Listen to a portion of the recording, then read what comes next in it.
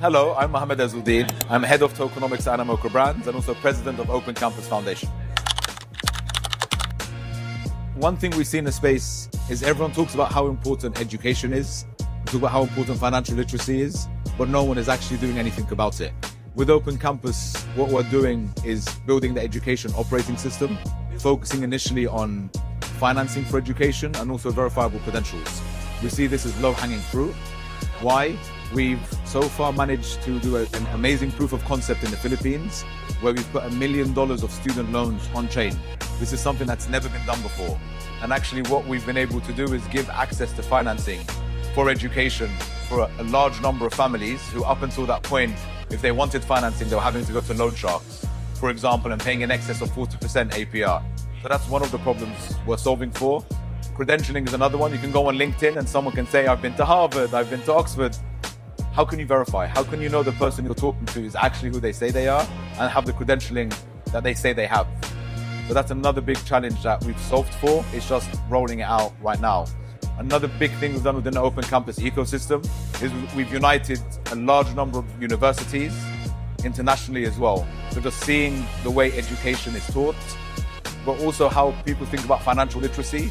We want adoption in Web3, but the reality is, in my opinion, we've hit a saturation point of the number of people coming into the industry for decentralization, for ownership, mass adoption. If people don't understand the value of the technology, it's not going to come. So that's where the financial literacy, entrepreneurship, these things become super valuable.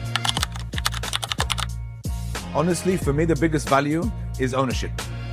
And I feel we don't understand the value of what it means to own our assets, to own our own data. We've seen with, maybe you can argue, Cambridge Analytica a few years back, how they were, if you believe what was being said, influencing the voting fundamentally in different presidential elections for Brexit in the UK. Why were they able to do this? Because the platforms had ownership of our data and they know us better than we know ourselves. They're able to monetize, they're able to influence decision-making.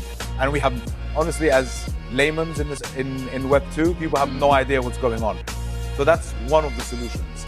Another solution that we're seeing, especially with stablecoins, is the ability for cross-border payments with near instant finality, which is something that does not exist. If you're making an international transfer in a traditional sense, good luck. Gaming has always been a strong narrative because gamers, you would argue, understand the value of owning their assets. Yeah. Why? You can use FIFA. It's a game that I play. Every year, EA release a new game. Yeah. All of the avatars, all of the skins, if you like, with the FIFA Ultimate Team. You lose all of the progress that you've made and you have to buy a new game and start from scratch. Yeah. Why? You do not have ownership. And this is the same throughout multiple different games.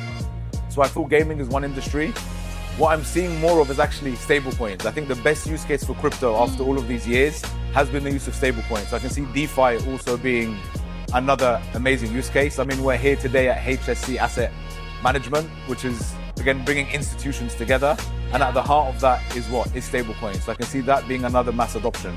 I also feel from the decentralized application or DApp layer, we need to start designing and building apps, not for Web3 users, but for Web2 users, focusing on marketing, focusing on the user interface, user experience, and not on get you do something and you get a token which has some value.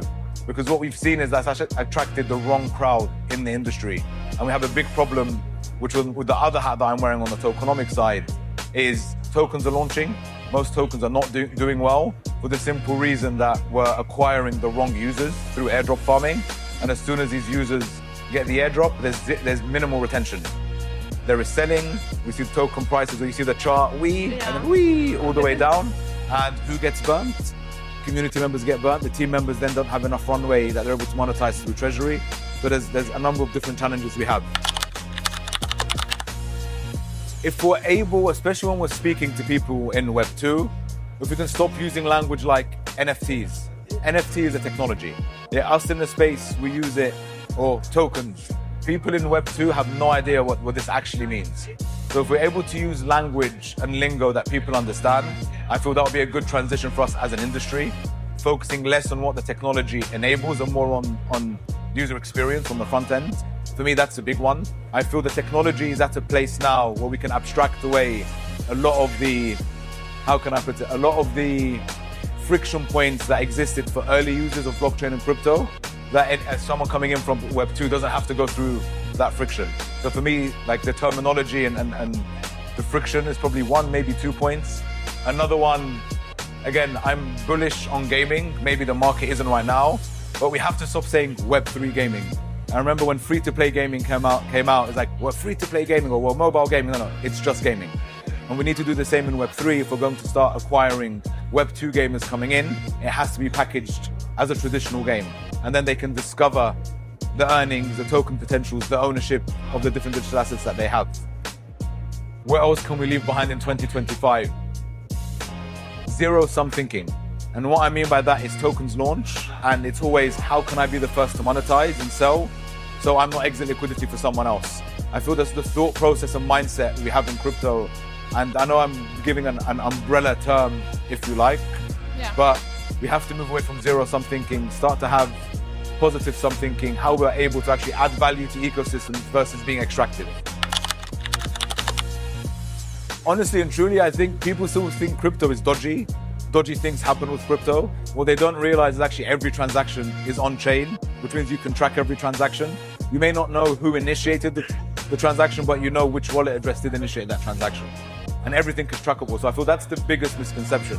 People say, oh, well, crypto is used to launder money or to buy drugs. It's like, well, fiat money is used to do exactly the same thing. Does that mean fiat money is bad? For those reasons? Probably not. So I feel that's one misconception, that crypto is bad because we don't know what happens. It's like, actually, we know exactly what happens. Education. I think education or focusing on front-end user experiences, or both. Reason for that, even within the space, people don't understand the true value of digital assets. And when I say value, I don't just mean the financial value. But then on the Web 2 side, as I was giving an example earlier, we don't understand the value of our data. We don't know what it means to own our data, to own our own assets. If I have money in the bank and I was trying to transfer some money to my brother the other day, and the bank blocked me from transferring until I had to call and answer a number of different questions for them to verify that this was a legitimate transaction, which you can argue they're protecting my interests, but in reality, they're protecting their own interests. So I feel these are some of the challenges that we have to overcome.